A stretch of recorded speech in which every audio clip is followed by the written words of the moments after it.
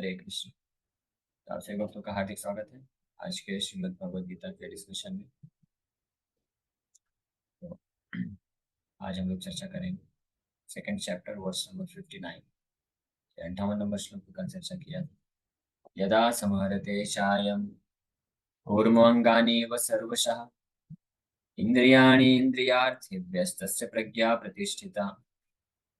इंद्रियाणि इंद्रिय अर्थेभ्य, इंद्रिय अर्थ मतलब ऑब्जेक्ट्स ऑफ द सेंसेस, इंद्रियों के जो अ, विषय वस्तु हैं उनसे अपनी इंद्रियाणि इंद्रियों को सर्वशः यानी समस्त प्रकार के समहरते वाइंड अप्स कर लेता है जब। और उदाहरण किस तरीके से, जैसे कूर्मो अंगानी इवा, जैसे जो कछुआ होता है वो अपने अंगों को, अपने लिम्स जो होते हैं उसके हाथ पैर और सिर को वो अंदर कर लेता है, शेल के अंदर डाल देता है जरूरत ना पड़ने पे। उसी प्रकार से जब कोई व्यक्ति या अपनी इंद्रियों को समेट सके, यानी अनावश्यक रूप से इस्तेमाल ना करे, इंद्रियों को पूर्ण रूप से संयम हो, तब उस स्थिति को बोला जाता है तस्य प्रज्ञा प्रतिष्ठिता। ऐसे व्यक्ति जो है स्थित प्रज्ञा कहलाता है, उसका चेतना जो है फिक्स होता है, प्रतिष्ठित चेतना होता है। तो इस प्रकार हमने चर्चा किया था और ये डिस्कस किया था कि कैसे शास्त्रों में डूज एंड डोंट्स, क्या करना चाहिए, विधि और विधान दोनों का वर्णन किया गया है। तो जो परफेक्ट तरीके से इन विधि विधानों का पालन करते हैं वो एलिजिबल हो जाते हैं भगवान के धाम को प्राप्त करने के लिए। तो अभी तक 58 नंबर श्लोक तक भगवान कृष्ण 55 नंबर श्लोक से बोलना प्रारंभ किए। 55, 56, 57 और 58, ये 4 श्लोकों में भगवान कृष्ण वर्णन करते हैं स्थित प्रज्ञा जो व्यक्ति होता है, स्थित प्रज्ञा, उसके क्या लक्षण होते हैं। तो उसके मानसिक और उसके बौद्धिक लक्षणों का वर्णन किया है, पहले करते हैं 2 श्लोकों में।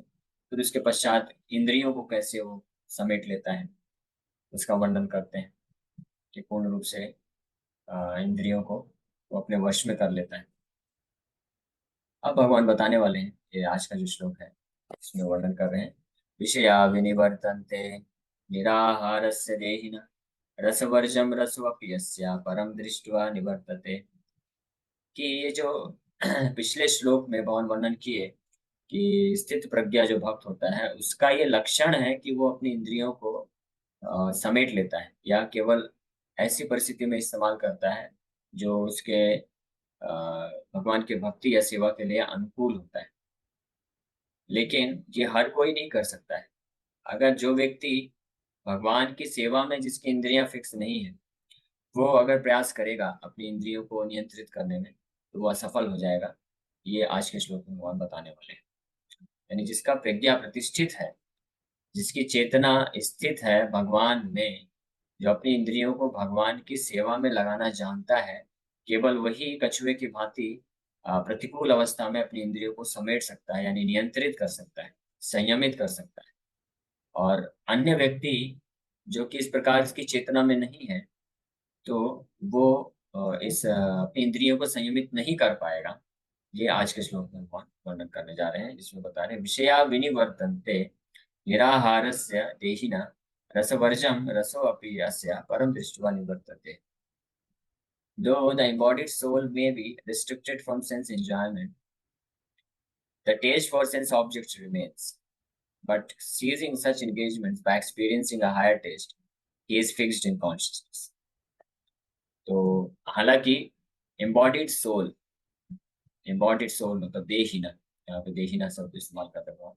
पिछले श्लोक में जो प्रज्ञा प्रतिष्ठित है, स्थित प्रज्ञा भक्त यानी मुक्त आत्मा जो व्यक्ति होते हैं, वो अपने इंद्रियों को समेट सकते हैं, संयमित कर सकते हैं और केवल जरूरत पड़ने पे, भगवान की सेवा के लिए जरूरत पड़ने पे ही उनका इस्तेमाल वो कर सकते हैं। लेकिन ऐसे जो आत्म साक्षात्कार प्राप्त किए हुए हैं, जो शुद्ध भक्त हैं, जो मुक्त पुरुष हैं, उनका अगर कोई नकल करने का कोशिश करेगा, कि वो भी अगर आर्टिफिशियली बाहरी रूप से नकल करने की कोशिश करेगा अपनी इंद्रियों को संयमित करने का, तो वो विफल हो जाएगा उसका प्रयास। यानी कहने का मतलब है, इस श्लोक में भगवान चेतावनी दे रहे हैं उन लोगों को जो कि बाहरी रूप से तो संन्यास ले लेते हैं और बाहरी रूप से ये दिखावा करते हैं कि वो भी बहुत बड़े वैरागी हैं, विरक्त हैं। और जिस प्रकार से भगवान के जो शुद्ध भक्त हैं, मुक्त पुरुष हैं, उन्होंने जैसे अपनी इंद्रियों को संयमित कर रखा है, तो जो भक्त नहीं है तो वो भी भले ही बाहरी तरीके से बाहर से वो दिखाए कि अपनी इंद्रियों को संयमित कर सकते हैं, बट वास्तव में वो कर नहीं सकते हैं, क्योंकि वो एम्बॉडीड है, देहीना है, मतलब अभी भी भौतिक संसार के बंधन में है, बद्धावस्था में है। तो कृत्रिम रूप से, यानी एक्सटर्नली, बाहरी रूप से भले ही वो sense may be restricted from sense enjoyment, अपनी इंद्रियों को, इंद्रिय भोग के जो वस्तु है उनसे अपने आप को बाहरी रूप से आर्टिफिशियली वो भले ही प्रयास करें रेस्ट्रिक्ट करने का या संयमित करने का, लेकिन वो कर नहीं सकते। बिकॉज कारण क्या है? रसवर्जम रसोपि यस्य विषया विनिवर्तन्ते। विनिवर्तन्ते मतलब विषय, मतलब इंद्रियों के विषय वस्तु। विनिवर्तन्ते मतलब निवर्तन्ते, या विनिवर्तन्ते विशिष्ट रूपेण निवर्तन्ते। निवर्तन्ते मतलब उसको छोड़ देना, विषय वस्तुओं को जो छोड़ देते हैं। कैसे लोग? निराहारस्य, बाय नेगेटिव रेस्ट्रिक्शंस। निराहारस्य मतलब उस इंद्रियों को कुछ, उनकी जो विषय वस्तु है उनको सप्लाई ना करना। हाँ, इंद्रियों को वंचित रखना उनके विषय वस्तुओं से। तो इस प्रकार से रसवर्जम, गिविंग अप द टेस्ट, रस अपि अस्य। हालांकि वो रस को वर्जित कर देते हैं, यानी इंद्रियों के जो रस हैं, टेस्ट हैं, उसको छोड़ देते हैं कृत्रिम रूप से, लेकिन फिर भी रस अपि अस्या, रस वहां पे रह जाता है। और इसीलिए उनको वापस से उनका पतन होता है और वापस से इंद्रियों भोग में वो और डबल वेग में लग जाते हैं। लेकिन वहीं दूसरी ओर परम दृष्टवा निवर्तते हैं, लेकिन जिसने हायर टेस्ट को, जो उच्च रस, आध्यात्मिक रस जिन्होंने इंद्रियों को प्रदान कर दिया है, तो वो बड़ी आसानी से इंद्रिय के विषय जो विषय भोग वस्तु है उसको त्याग कर सकते हैं। वो सक्षम होते हैं इंद्रिय विषय वस्तुओं को त्याग करने के लिए, है ना? परम दृष्टवा, इसलिए ये आखिरी जो लाइन है, परम दृष्टवा निवर्तते। तभी क्या कारण है कि कोई व्यक्ति बिना भगवान का भक्त बने इंद्रियों को संयमित नहीं कर सकता है? कारण क्या है? कारण बहुत सरल सा है कि जो इंद्रियां हैं, और इंद्रियों का भी जो चीफ है, मुख्य है, प्रमुख इंद्रियां जिसको मन बोलते हैं, मन के नाम से जाने जाने वाली इंद्रियां, तो मन हमेशा एक्टिव है, क्रियाशील है। वो कुछ ना कुछ कार्य हमेशा करती रहती है। थिंकिंग, फीलिंग, विलिंग, ये मन के तीन फंक्शन है। विचार करना, इच्छा करना, फीलिंग यानी अनुभव करना, एक्सपीरियंस करना, और विलिंग कुछ करने का चेष्टा करना। ये मन के तीन इनसेपरेबल फंक्शंस। मतलब इनको, ये जो तीन कार्य हैं मन के, इनको मन से अलग नहीं किया जा सकता है। तो जो लोग इस भौतिक संसार में भोग करते करते बहुत दुख क्लेश को अनुभव करते हैं, तो वो लोग कृत्रिम रूप से, बाहरी रूप से प्रयास करते हैं कि मन को समस्त प्रकार के भौतिक गतिविधियों से दूर कर दो। तो वो लोग ये विफल प्रयास करने का चेष्टा करते हैं कि मन को, उनके मन के जो तीन कार्य हैं, थिंकिंग, फीलिंग, विलिंग, यानी इच्छा करना और एक्सपीरियंस, अनुभव करना, और चेष्टा करना, कुछ कार्य करने की चेष्टा करना, इससे वो मन को दूर करना चाहते हैं, जो कि पॉसिबल नहीं है, क्योंकि मन, और इसीलिए अगले श्लोक में बताएंगे भगवान कि हरत हरंती प्रशभम मन, कि मन जो है इतने ज्यादा वेग से ऐसे व्यक्तियों के खिलाफ, विरुद्ध में चला जाता है कि बहुत बुद्धिमान होने के बावजूद भी ऐसे व्यक्ति मन के चंगुल में फंस जाते हैं। और ऐसे इसके बहुत सारे उदाहरण हैं शास्त्रों में भी, और आधुनिक समय पे तो ऐसे अनगिनत उदाहरण भरे पड़े हैं। यहाँ तक कि विश्वामित्र ऋषि, उनका एग्जाम्पल आएगा अगले श्लोक में, हालांकि परपट में कृपा जी लिखते हैं, लेकिन अभी चर्चा कर सकते हैं। तो विश्वामित्र मुनि, हालांकि वो 60,000 साल तक उन्होंने वो ध्यान योग में लगे हुए थे, और मन को, इंद्रियों को पूर्ण रूप से उनके विषय वस्तुओं, मन और इंद्रियों की विषय वस्तु से दूर रखने का प्रयास किया। इतने महान ऋषि होने के बावजूद भी, और 60,000 सालों तक उन्होंने ये कंट्रोल कर लिया, कोई इमेजिन भी नहीं कर सकता है। लेकिन 60,000 साल के पश्चात भी उनका मन जो है उनके बुद्धि को हर लिया, और जैसे ही वो अप्सरा के पायल की झंकार सुनते हैं और वो फंस जाते हैं और भोग में लग जाते हैं।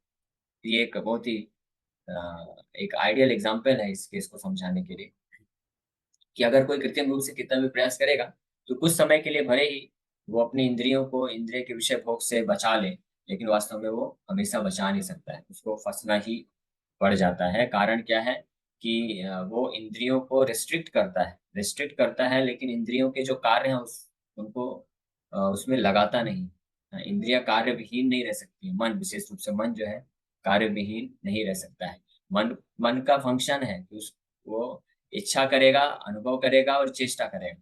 तो अगर हम भौतिक चीजों में से निकालना चाहते हैं मन को, भौतिक भौतिक इच्छा ना करे, भौतिक अनुभव ना करे, भौतिक सुख, भौतिक भोग वस्तु के पीछे ना भागे और भौतिक चीजों के लिए चेष्टा ना करे, क्योंकि ये भौतिक चीजों के लिए जब करता है मन, तो उससे हमको दुख मिलता है, मन और अशांत होता है और जो है अनियंत्रित हो जाता है मन और इंद्रिय, और उससे फिर व्यक्ति को दुखी होना पड़ता है, फ्रस्ट्रेट होता है। इसलिए लोग जब दुखी होते हैं तो मन को वो भौतिक इच्छाओं से, भौतिक विषय भोग वस्तुओं से हटाने का प्रयास करते हैं, लेकिन वो मन को सप्लाई नहीं करते जो सही चीज है। तो मन को भौतिक विषय वस्तुओं से हटा करके जब तक हम आध्यात्मिक चीजों में नहीं लगाएंगे मन और इंद्रियों को, तब तक मन जो है पूर्ण रूप से नियंत्रित नहीं होगा।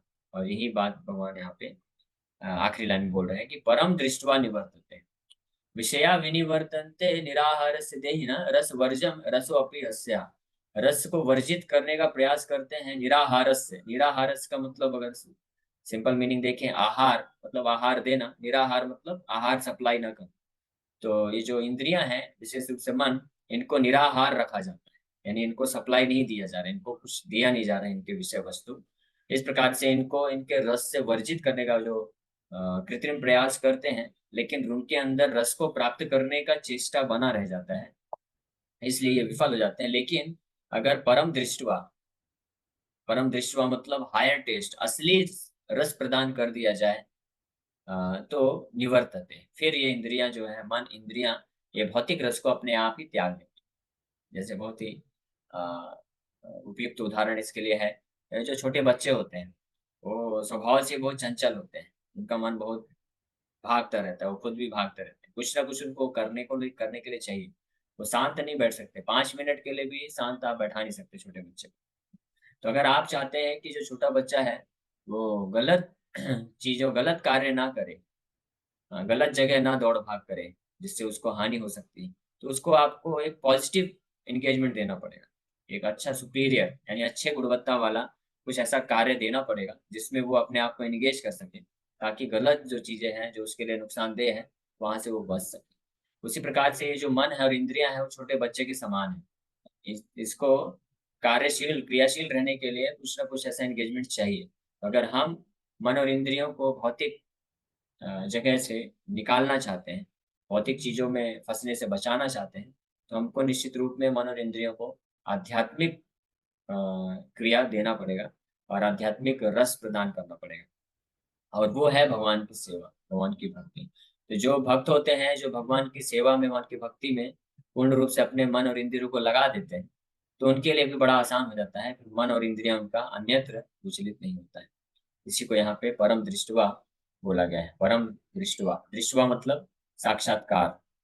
साक्षात्कार, अगर मन को कुछ सुपीरियर यानी कुछ ऐसा साक्षात्कार प्राप्त हो, कैसा परम, परम मतलब सुपीरियर, उच्च श्रेणी का साक्षात्कार अगर मिल जाता है, उच्च श्रेणी का टेस्ट मिल जाता है, रस मिल जाता है, तो वो जो निम्न श्रेणी का जो रस है उसको अपने आप ही त्याग देगा।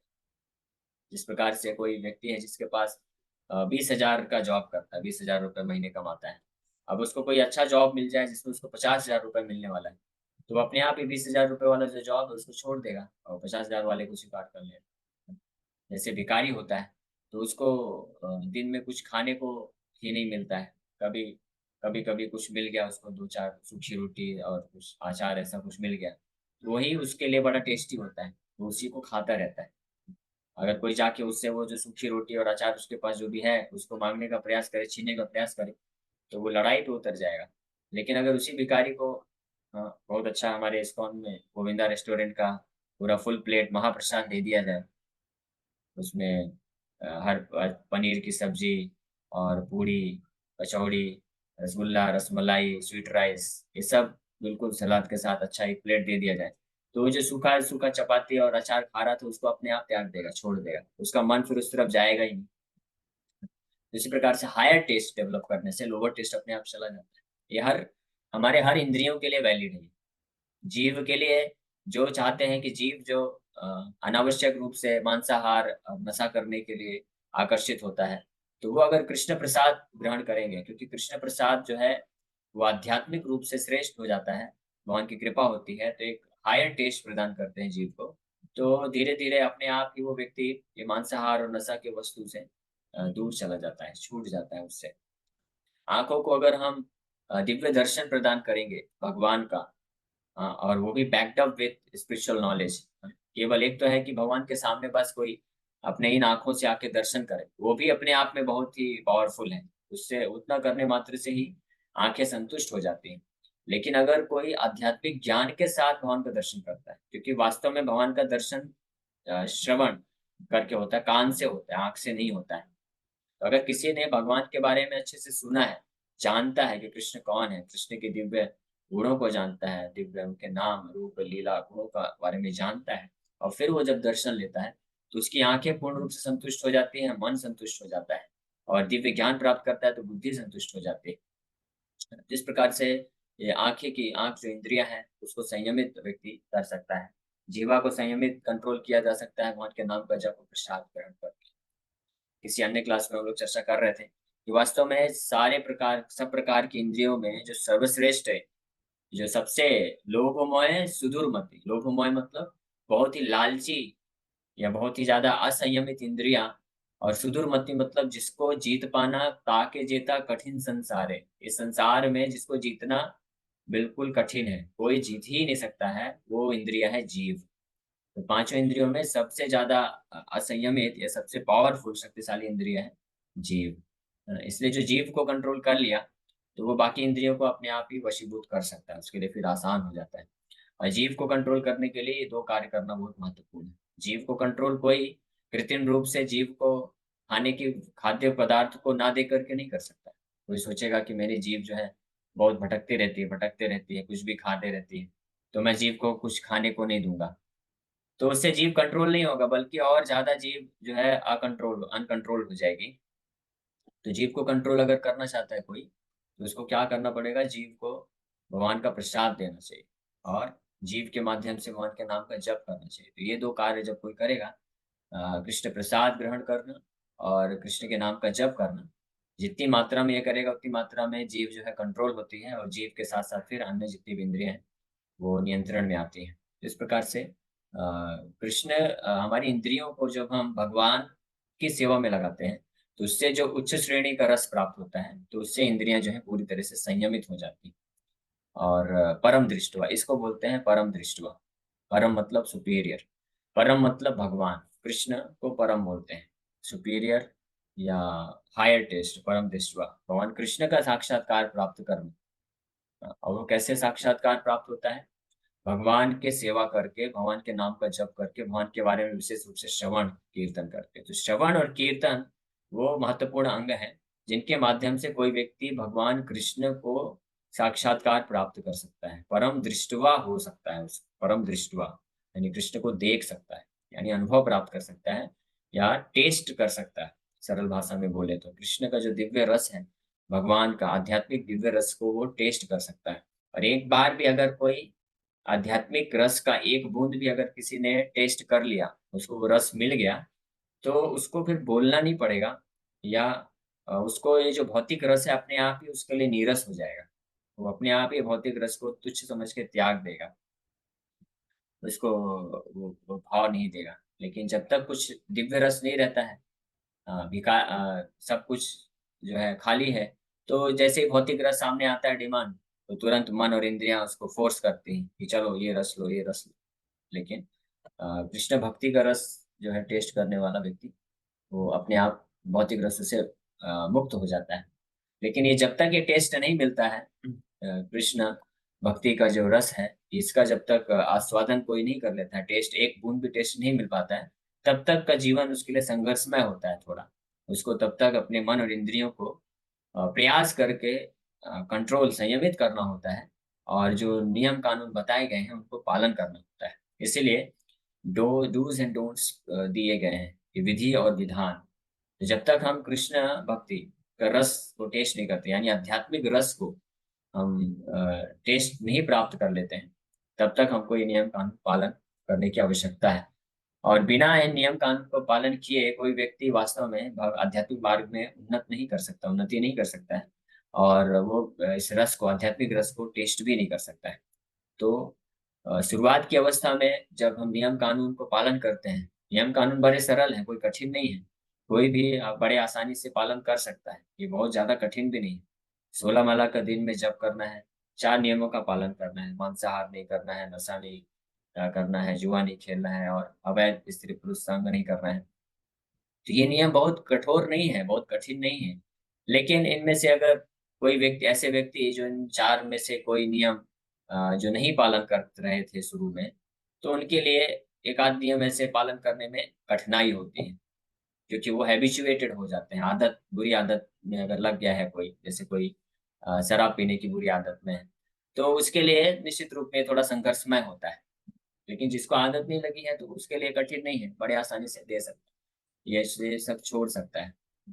तो लेकिन जिनके अगर आदतें हैं, तो वो छोड़ ही जा सकती हैं। संघर्षमय होता है, लेकिन अगर वो डिटरमाइंड रहेगा, दृढ़ निश्चय के साथ वो अगर भगवान का आश्रय लेगा, भगवान के नाम का जप करेगा, सेवा करेगा और श्रवण करेगा, तो धीरे धीरे वो भी इस स्तर से, भौतिक स्तर से ऊपर उठ करके ऐसे आध्यात्मिक स्तर को प्राप्त करेगा जहाँ पे आसानी से नियमों का पालन वो कर पाएगा।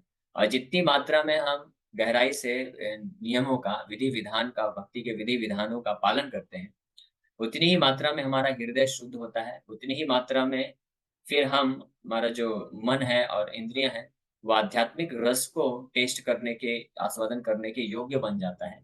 और उतनी ही मात्रा में फिर ये भौतिक संसार से जो आसक्ति है, या जो भौतिक रस है, उसके प्रति उदासीनता अ, आती जाती है। तो इस प्रकार से इस श्लोक में भगवान वो तरीका बता रहे हैं। पिछले श्लोकों में तो भगवान ने बताया कि स्थित प्रज्ञ भक्त कि जो होता है आध्यात्मिक स्तर में जो होता है, वो अपनी इंद्रियों को पूर्ण रूप से संयमित कर सकता है। अभी श्लोक में बता रहे हैं कि किस प्रकार से हम उस स्थिति को प्राप्त कर सकते हैं। परम दृष्टवा निवर्तते। Unless one is transcendently situated, it is not possible to cease from sense enjoyment. The process of restriction from sense enjoyment by rules and regulations is something like restricting a diseased person from certain types of eatables. The patient, however, neither likes such restrictions nor loses his taste for eatables. Similarly, sense restriction by some spiritual process like Ashtanga Yoga in the matter of Yama, Niyam, Asana, Pranayam, Pratyahar, Dharana, Dhyan, etc. is recommended for less intelligent persons who have no better knowledge. But one who has tasted the beauty of the Supreme Lord Krishna in the course of his advancement in Krishna consciousness no longer has a taste for dead material things. Therefore, restrictions are there for the less intelligent neophytes in the spiritual advancement of life, but such restrictions are only good until one actually has a taste for Krishna consciousness. When one is actually Krishna conscious, he automatically loses his taste for pale things.